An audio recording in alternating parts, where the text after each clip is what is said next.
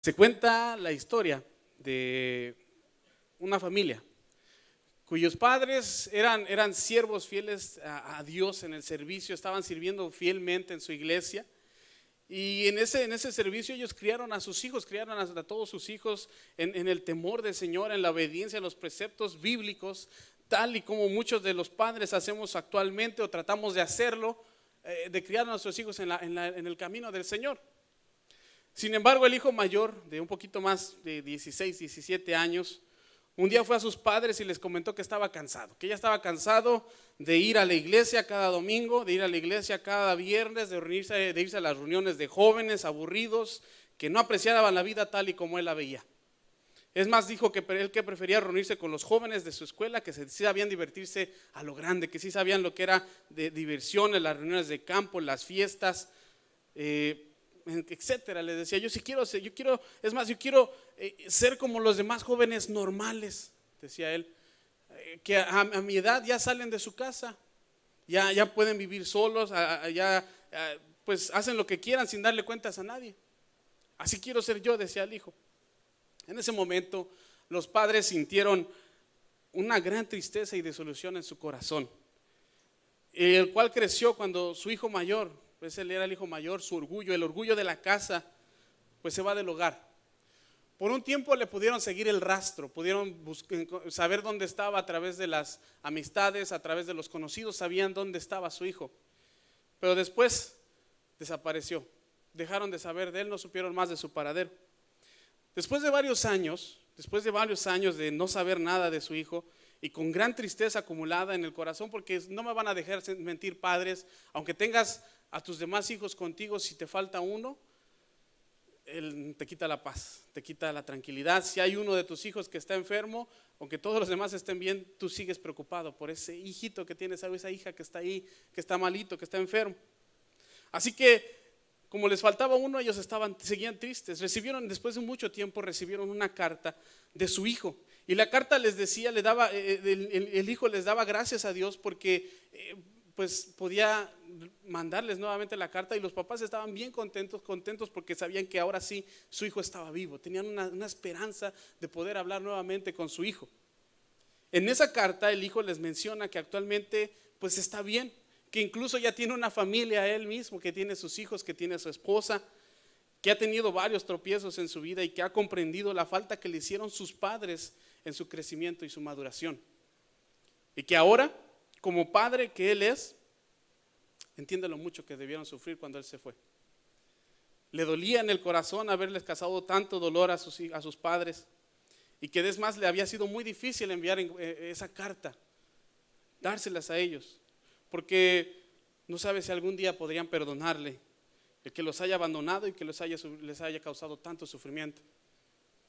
Les comenta que desea verlos, que desea abrazarlos, que quería mostrarles a su familia, quería enseñarles ahora a sus hijos, pero les dice también que si no desean perdonarlo, él los entiende, que bien merecido se lo tenía. Los entiendo, les dice el hijo.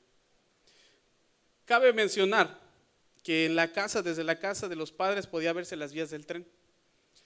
Y él les dice, el jueves voy a pasar por ahí, por su casa, y les voy a mostrar a mi familia, a mis hijos y a mi esposa, la casa donde yo crecí, y la casa que jamás debí de haber abandonado.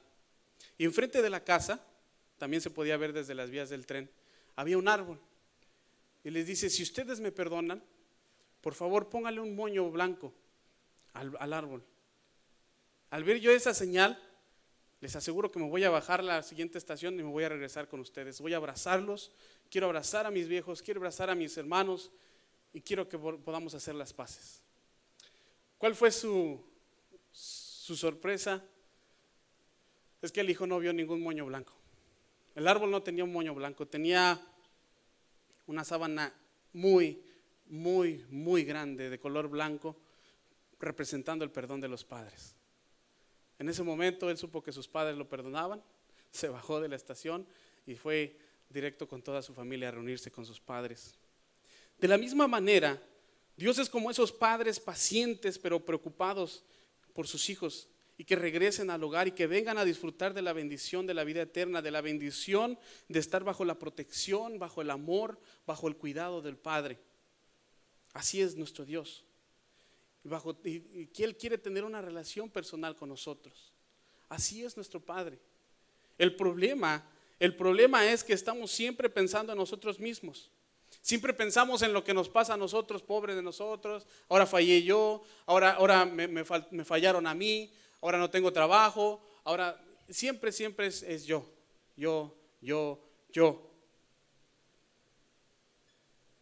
Y pensamos que Dios nos ha dejado, que Dios nos soltó, que tal vez nos quedamos solos en el camino. Y estamos, la verdad, peleando y luchando contra Dios. Y la verdad es que Dios siempre está allí para nosotros cuando lo busquemos. Jamás Dios se mueve de su lugar, siempre va a estar en ese mismo lugar. Y en esta tarde quiero que estudiemos y que veamos 3 historias en una sola parábola que nos demuestran y nos enseñan el verdadero amor de un padre. Hoy vamos a hablar de eso, es el título del sermón, el verdadero amor de un padre.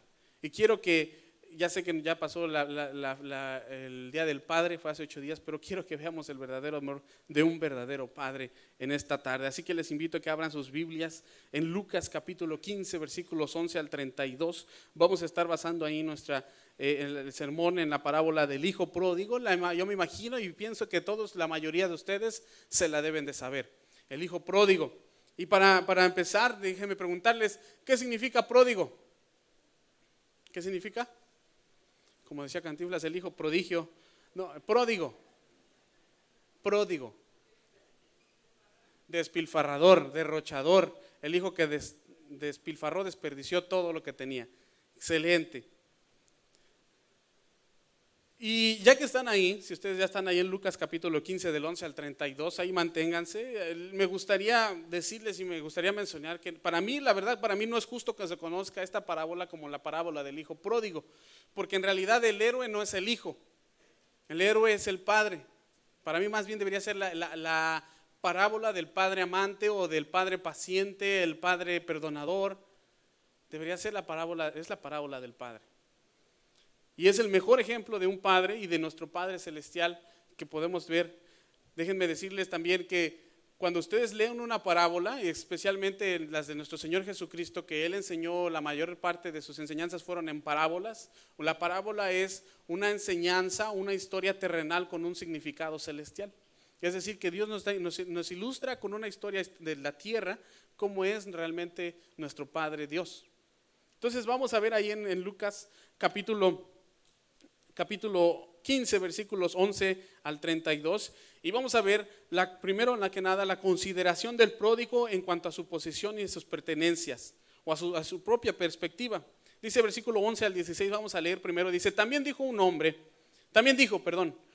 tenía 2 hijos, y el menor de ellos dijo a su padre, Padre, dame la parte de los bienes que me corresponden, y él les repartió los bienes.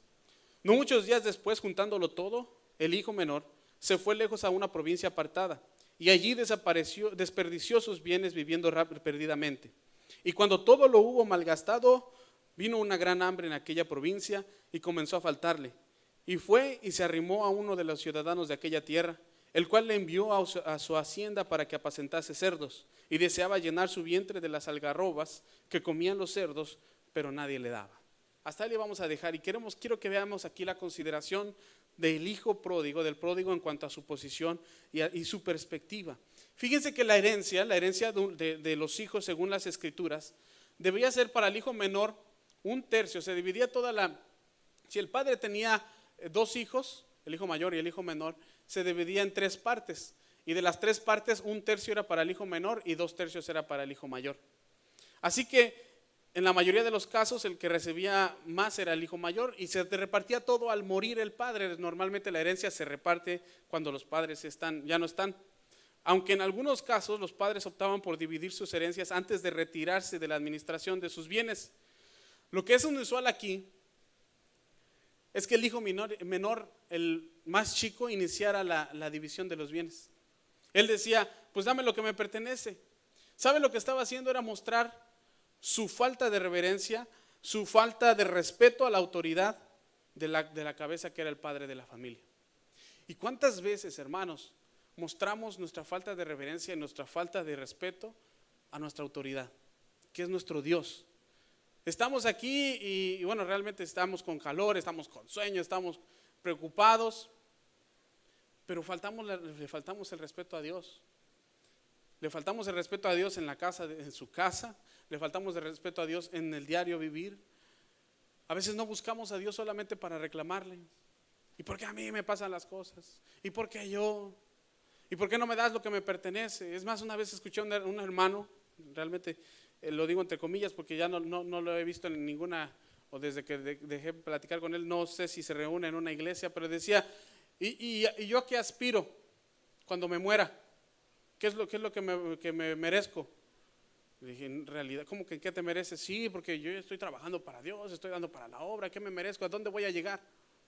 Bueno, pues realmente esa es una manera de hijo pródigo de ver las cosas. Si yo estoy trabajando aquí, le decía, si yo estoy trabajando aquí es porque yo quiero algo, yo quiero que se me dé algo mayor. Y a veces eso venimos solamente a la casa de Dios.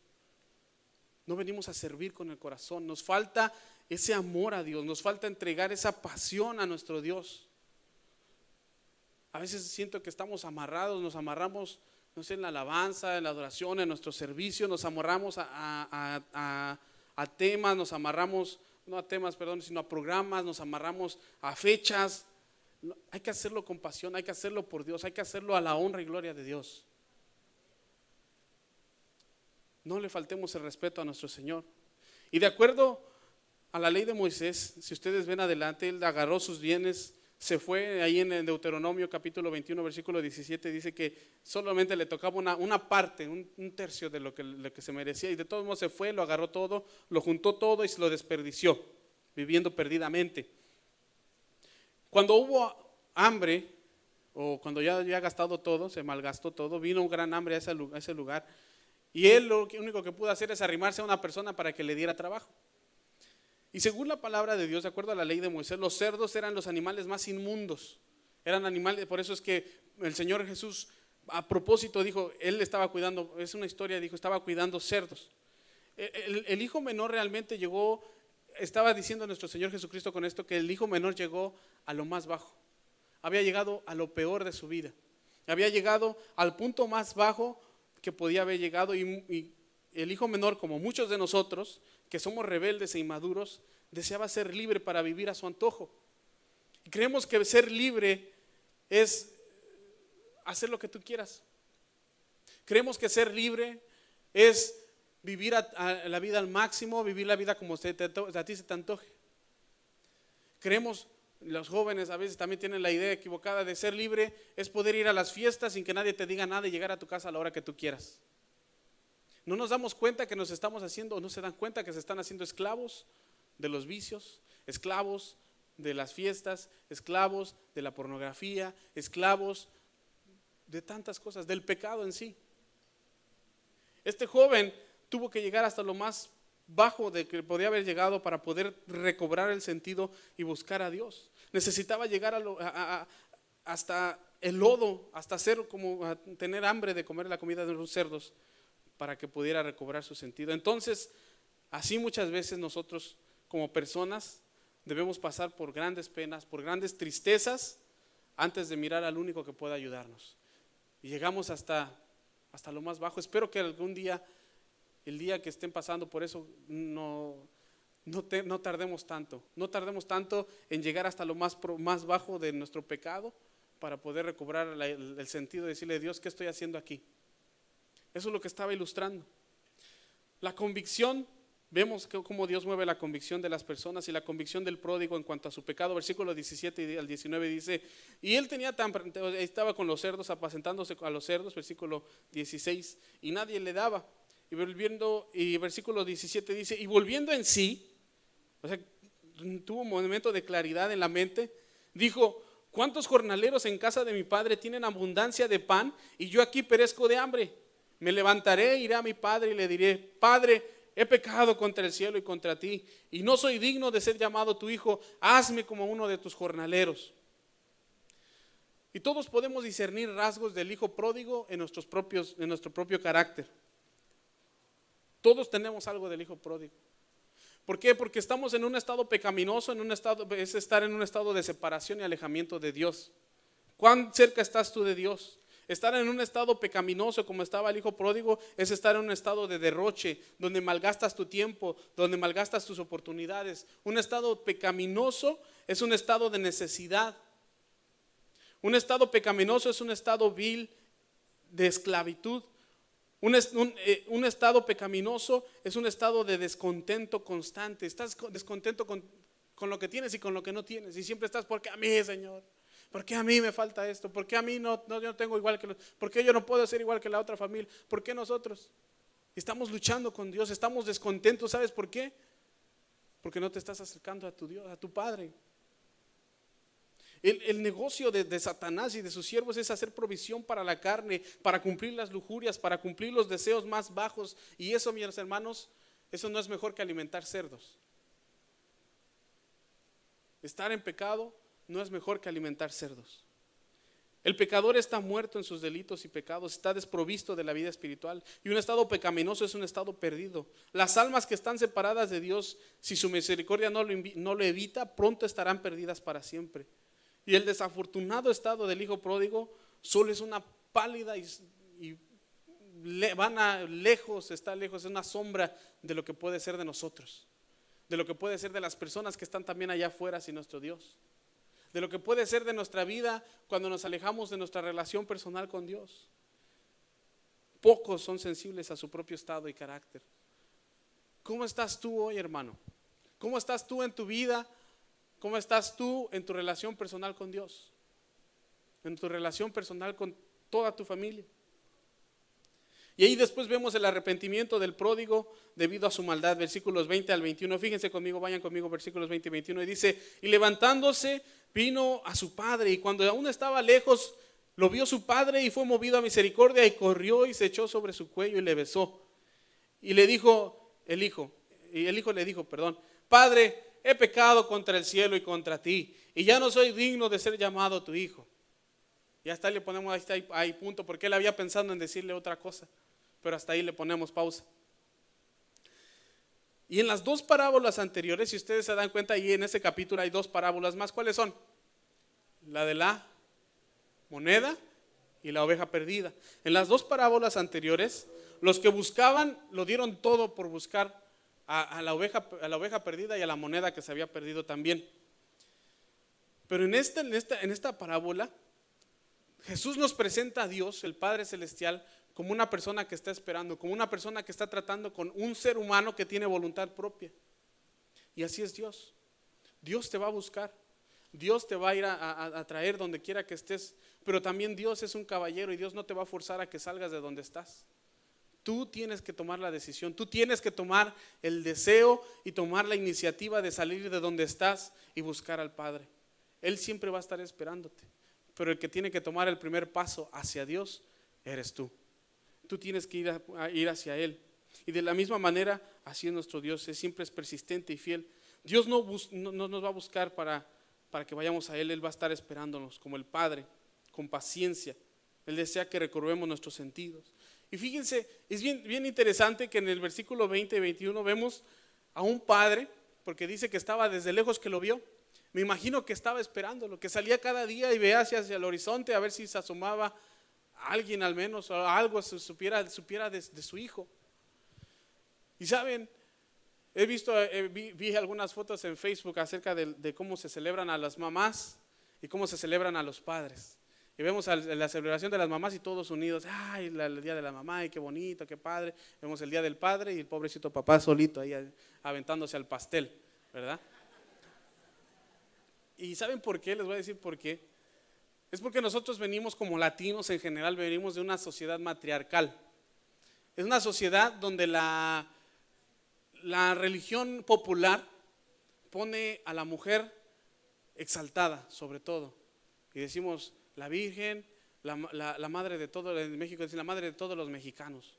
Así tienen en una de las televisoras. Y vemos cómo a la mamá la exaltamos y la mamá la veneramos, y a la mujer la exaltamos y la veneramos. ¿Saben por qué? Porque eso se nos ha metido desde hace más de 500 años. Pero en realidad, aquí yo no veo a una madre, al que veo es al papá esperando, al papá paciente. Jesús nos está diciendo, tu Padre es el que te está esperando, tu Padre es el que te ama, tu Padre es el que te está buscando. Y no quiero menospreciar a las mamás, pero así es. Nuestro Padre Celestial es el que nos está esperando. No, así es. Tenemos Padre, un Padre Celestial.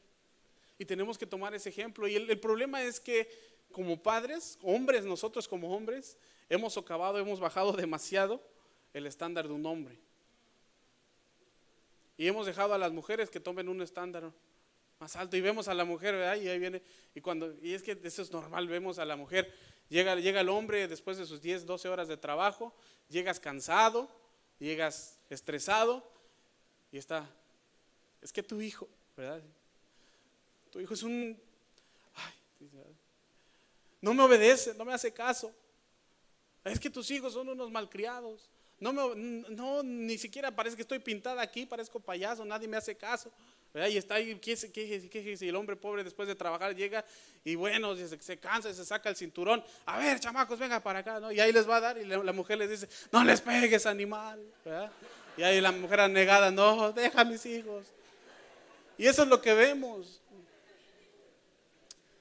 Pero en realidad nuestro Padre Celestial así no es. Nosotros vemos al papá como un ogro, como un rudo. Y así somos muchas de nosotros. Yo se los digo en especial, a mí me falta mucha paciencia. Pero así no es nuestro Dios. Tenemos la ventaja de que tenemos un Dios con toda la paciencia, un Padre con todo el amor, un Padre que jamás seas como seas y hagas lo que hagas, va a dejar de ser tu Padre. Él siempre va a ser tu Padre. Y aquí vemos el arrepentimiento del hijo pródigo y el papá no lo dejó terminar. Vemos la conversión del pródigo mediante la misericordia perdonadora de su padre. Y fíjense en el versículo 22 y 24 que dice, porque decía, he pecado contra el cielo y contra ti y no soy digno de ser llamado tu hijo. Y yo creo que quería decirlo más, otras cosas, lo que había pensado antes en decirle. Pero el padre, dice el versículo 22, pero el padre le dijo a su siervo, sacad el vestido, el mejor vestido y vestirle y ponerle un anillo en su mano y calzado en sus pies y traed el becerro gordo y matarlo y comamos y hagamos fiesta, porque mi hijo muerto era y ha revivido, se había perdido y es hallado. Y comenzaron a regocijarse. Estaba contento el padre de tener de nuevo a su hijo en casa. Y si ustedes leen todo el capítulo, fíjense, van a dar cuenta que la oveja se perdió porque andaba vagando negligentemente, se perdió por sonza, ¿verdad? La moneda pues se perdió sin culpa suya, porque las monedas se pierden, siempre se andan perdiendo sin que uno se dé cuenta. Pero el hijo se dejó llevar por su egoísmo.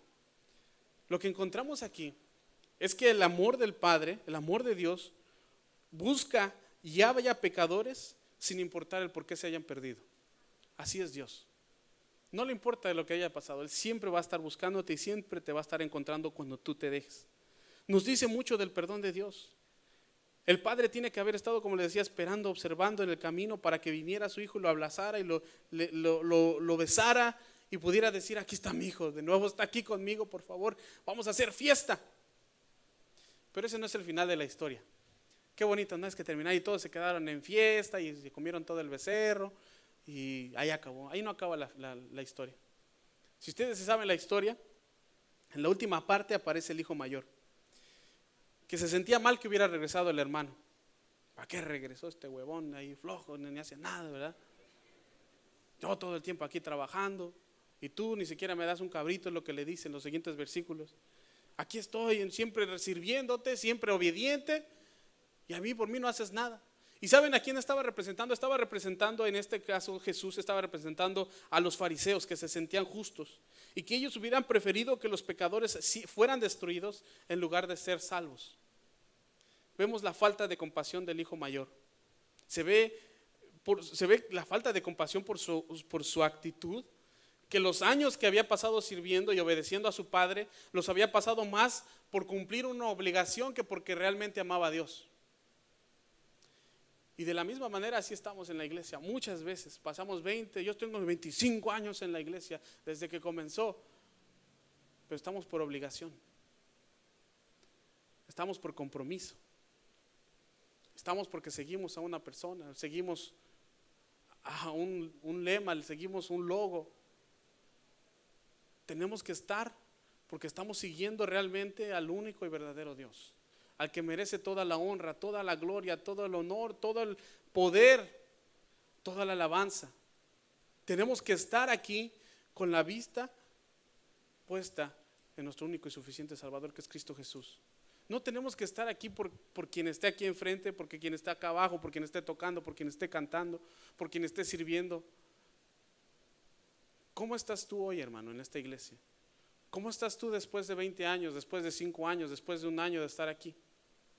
¿Por qué estás aquí? ¿Te has hecho esa pregunta? Su actitud era de absoluta falta de compasión. Es más, se refiere al hijo como, si me gustan acompañar, vamos a leer los últimos pedazos de esta parte. Esta parábola dice del 25 al 32. Y dijo su hijo mayor estaba en el campo, y cuando llegó cerca de la casa y oyó la música y las danzas. De seguro estaban con el punchis, ¿verdad? Y llamando a uno de los criados, le preguntó qué era aquello que estaba pasando, y le dijo: tu hermano ha venido y tu padre ha hecho matar el becerro gordo por haberle recibido bueno y sano. Entonces se enojó y no quería entrar. Salió por tanto su padre y le rogaba que entrase, mas él respondiendo dijo al padre: he aquí tantos años te sirvo, y habiéndote obedecido jamás y nunca, y no habiéndote desobedecido jamás, y nunca me has dado ni un cabrito para gozarme con mis amigos.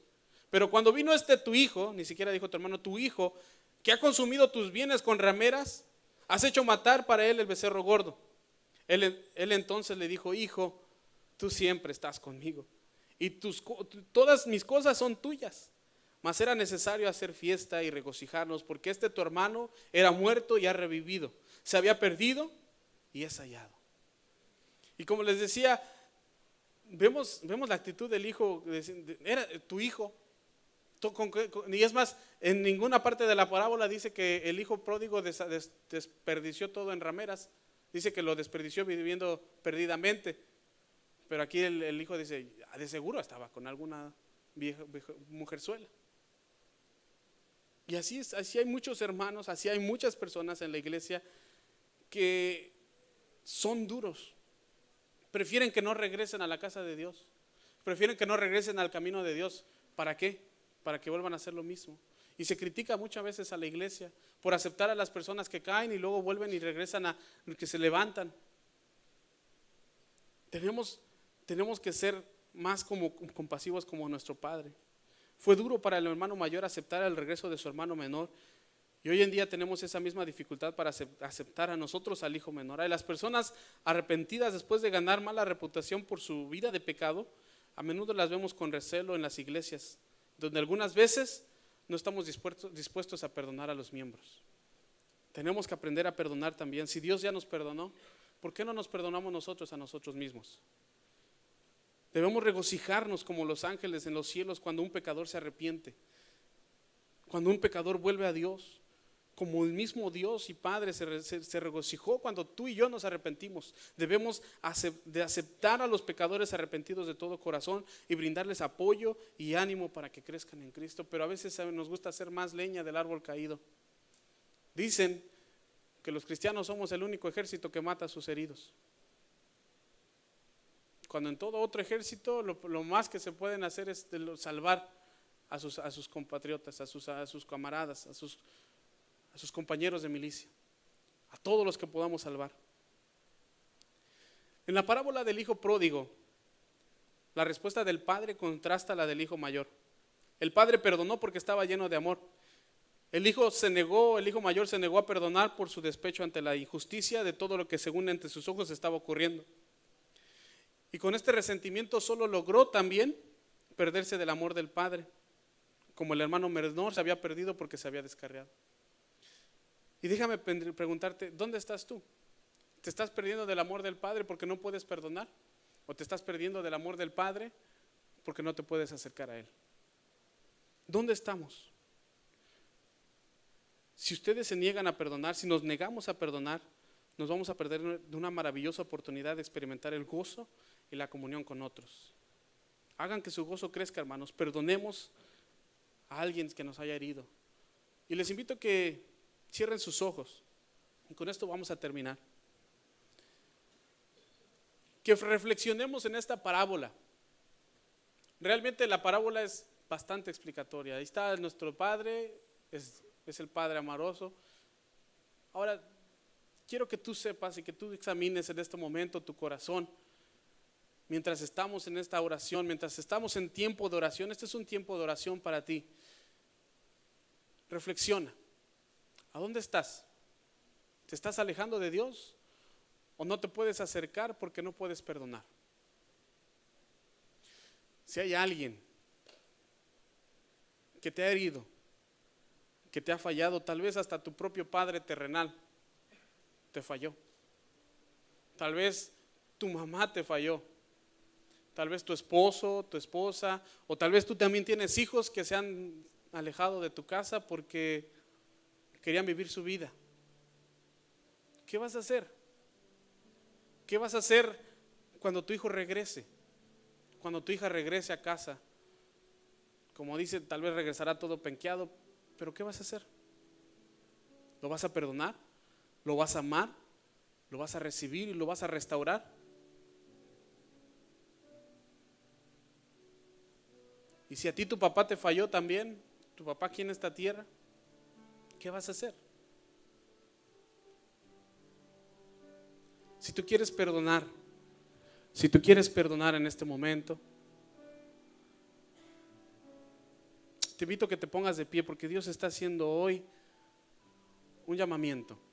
No soy yo, no es la persona que está aquí enfrente. Dios te está invitando a perdonar, a restaurar las relaciones, sobre todo a restaurar la relación con Él. Si tú tienes a alguien a quien perdonar, ponte de pie. Si tú tienes a alguien con quien reconciliarte o alguien con quien quieras restaurar una relación, gloria a Dios, ponte de pie. Tal vez alguien te falló, tú lo sabes, tú sabes bien, por eso les digo, reflexionen en su corazón.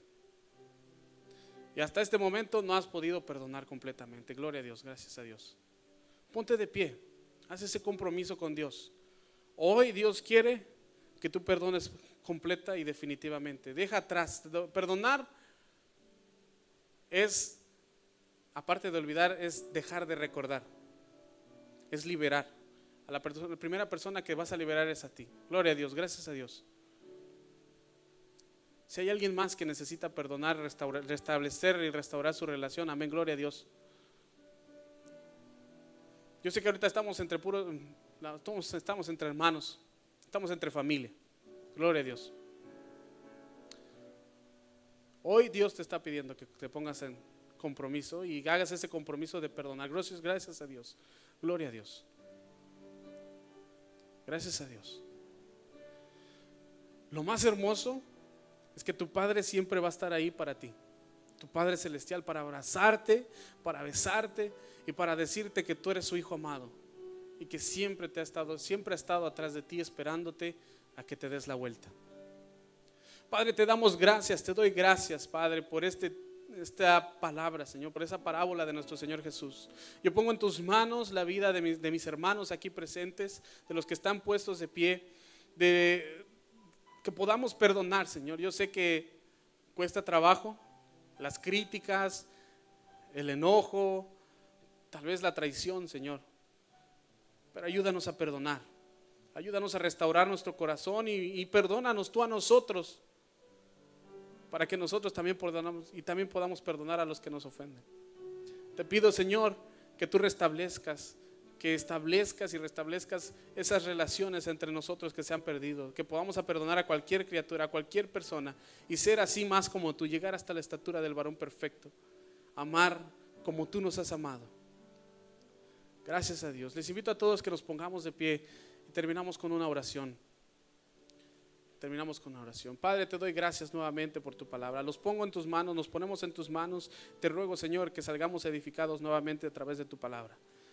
Gracias por las personas que se pusieron de pie y por todos nosotros que estamos en esta congregación. Gracias también, Señor, porque sabemos que tú eres nuestro único Padre Celestial, al que podemos acercarnos cada día con corazones abiertos, con confianza plena de que tú siempre estás esperándonos con los brazos abiertos. Tu amor por mí nunca falla, como dice esta canción. Gracias, Padre. Nos ponemos en tus manos, en el nombre de Cristo Jesús. Amén y amén. Que Dios me los bendiga, hermanos. Nos vemos el miércoles.